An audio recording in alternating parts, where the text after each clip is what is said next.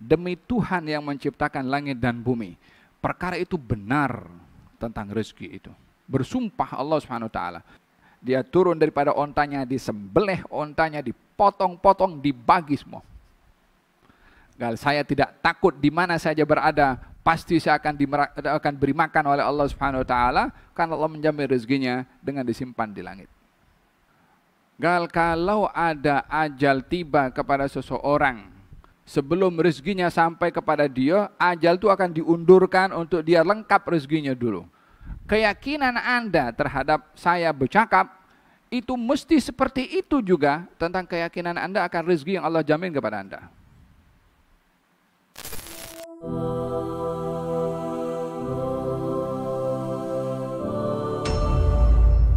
Wa fis sama'i rizqukum wa ma tu'adun fa wa rabbis sama'i wal ardi innahu lahaqqun mithla ma annakum tantiqun.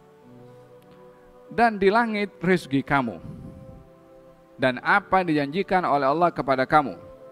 Demi Tuhan yang menciptakan langit dan bumi, tentang rezeki itu sangat benar, seperti benarnya kamu berbicara. Saya berbicara sekarang. Adakah ada di antara kamu yang hadir yang tengok saya bercakap ini? Oh, Habib Ali tak bercakap, Habib Ali tidur. Dengar, mulut bergerak pun juga, tak ada seorang pun yang hadir di sini yang meragui saya bercakap. Karena mulut bergerak, suara ada, ente pun boleh dengar. Keyakinan Anda terhadap saya bercakap, itu mesti seperti itu juga tentang keyakinan Anda akan rezeki yang Allah jamin kepada Anda. Kalau ada orang mengatakan kemampuan, ini saya bercakap sekarang, oh Habib Ali tak bercakap, Habib Ali menulis. Ya tak waras orang itu kalau begitu kan. Sudah memang jelas clear bercakap, kenapa dikatakan menulis? Kalau menulis tangannya bergerak. Secara khusus Allah memberikan perumpamaan tentang tuntutan kepada orang beriman yakin tentang rezeki. Seperti mana keyakinan jelas kepada pembicaraannya sendiri, dan bukan penglihatannya, bukan pendengarannya. Karena kalau penglihatan mungkin terhalang sedikit, mungkin ada abu nampak tak jelas. Kalau pendengaran mungkin tercampur dengan suara-suara lain, mungkin tak clear. Tapi kalau mulut bercakap, yang paling jelas untuk membuktikan kepada seorang adalah percakapan. Allah bagi tahu tentang rezeki kamu itu, kamu mesti yakin dijamin oleh Allah, seperti mana keyakinan jelasnya kamu terhadap kemampuan orang bercakap. Yakni jangan sampai ada ragu tentang masalah rezeki. Jangan sampai ada keraguan tentang rezeki. Lebih daripada itu katanya, fa wa rabbis sama'i wal ard. Demi Tuhan yang menciptakan langit dan bumi, perkara itu benar tentang rezeki itu. Bersumpah Allah Subhanahu wa taala. Ada siapa namanya seorang badui naik onta. Jumpa dengan salah seorang alim. Katanya saya ingin belajar Islam. Maka dibacakan surat Az-Zariyat. Wadh-dhariyati dharwa falhamilati wiqra faljarati yusra falmuqassimati amra, sampai kepada ayat ini. Wa fis sama'i rizqukum wa ma tu'adun. Hai, kita punya rezeki dijamin Allah Subhanahu wa taala di langit. Mana di bumi ini yang tak dinaungi oleh langit? Jadi di mana saya berada, tetap saya berbumbungkan langit.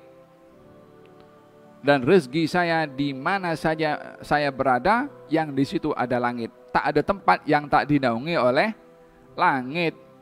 Dia turun daripada ontanya, disembelih ontanya, dipotong-potong, dibagi semua.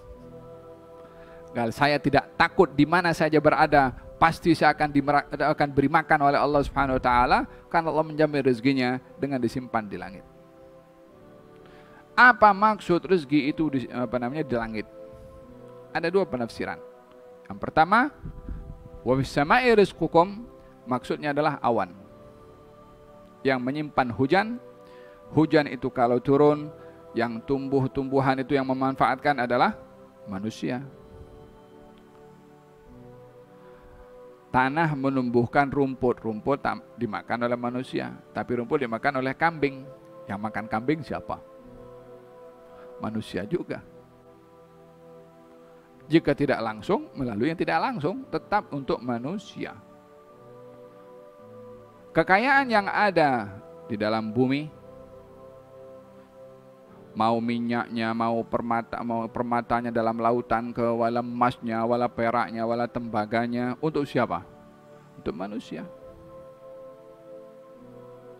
Dan segala apa yang diberikan oleh Allah Subhanahu wa taala itu bermula daripada turunnya hujan yang menumbuhkan tumbuh-tumbuhan yang dimanfaatkan oleh manusia. Yang kedua, makna fis sama'i rizqukum, maksudnya dalam catatan Lauhil Mahfuz kamu punya rezeki itu sudah dijamin oleh Allah Subhanahu wa taala. Kalau ada ajal tiba kepada seseorang, sebelum rezekinya sampai kepada dia, ajal itu akan diundurkan untuk dia lengkap rezekinya dulu. Yani tak akan ada ajal mendahului rezeki, melainkan dia akan tepat lengkap rezekinya baru ajal tiba. Tidak ada orang akan mati sebelum rezekinya sempurna, hatta sesuap nasi di mulutnya. Kena telan dulu baru mati. Kalau itu memang rezekinya, tidak akan dikurangkan oleh Allah Subhanahu wa taala. Faham tom? Ada seorang bernama Asmu'i. Ketika datang yang sembelih onta tadi itu kan, dia berkelana di mana-mana, di setiap tempat dengan membawa bekalan, wa fis sama'i rizqukum wa ma tu'adun. Di mana saja dia boleh hidup. Sampailah satu hari didapati dia bergantung di Ka'bah sambil menang. Awalnya Badui, ya subhanallah. Ini Badui datang terkesan dengan satu ayat saja. Wa fis sama'i rizqukum wa ma tu'adun, berubah status Badui itu daripada orang kampung, orang pedalaman menjadi orang yang sempurna sampai kepada peringkat ketinggian dalam keyakinan. Di mana saya berada Allah pasti akan jamin saya punya rezeki. Yang kata macam tu, wa fis sama'i rizqukum, di langit rezeki kamu dijamin. Ketika sedang bergantung di langit, di Ka'bah, dijumpai oleh seorang ulama yang Badui tadi bertanya. Dia ingat, ini kamu bertanya. Gal, apa ilmu lagi yang boleh kamu beri kepada saya? Kata Badui tadi itu sedang bergantung di Ka'bah. Katanya, ya dibacakan lagi surat Adz-Dzariyat. Sebab dia ingat dulu tanya dibaca surat Adz-Dzariyat. Hanya sampai kepada wa fis sama'i rizqukum wa ma tu'adun. Disempurnakan, fa warabbis sama'i wal ardi innahu lahaqqun mithla ma annakum tantiqun. Katanya, dia teriak,